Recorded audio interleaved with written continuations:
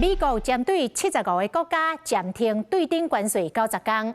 外交部长林佳龙讲，台湾要90天会使甲美国讲合作。另外，总统赖清德投诉美国的皮普新闻社提出着4点的应对来回应川普的对顶关税。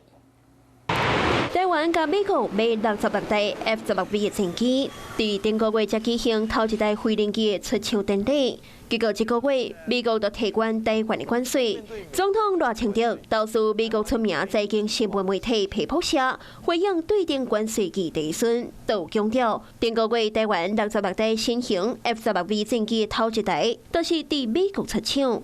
这项总额80亿美金的军售案，是伫川普总统头一任的任期签订。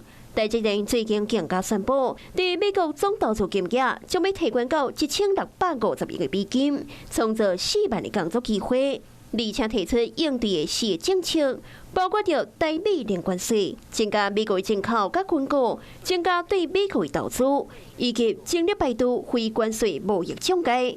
就是要透过皮普社的影响力，和美国政府理解台湾，解决问题。如果有需要，我们会稍微再做一些这个微调。基本上大概都是一样的 ，follow 这个总统的这个指示。各部会全力配合，赖总统也派出了谈判小组交涉。 由行政院副院长陈丽君带头，听讲成员包括着政委杨定年，伊是过去台美21世纪贸易协定的重要推手。经济部处长江文章，伊要参加国大拜 APEC 的驻青会议。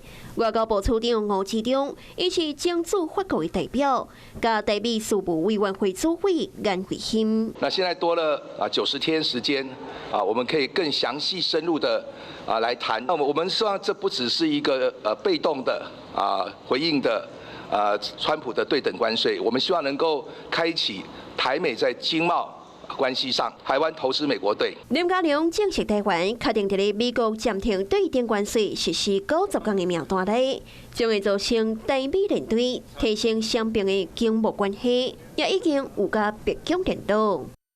Hello， 我是谢嘉璇。想要掌握最及时的新闻资讯吗？赶快订阅、按赞、开启小铃铛，锁定华视新闻 YouTube 频道。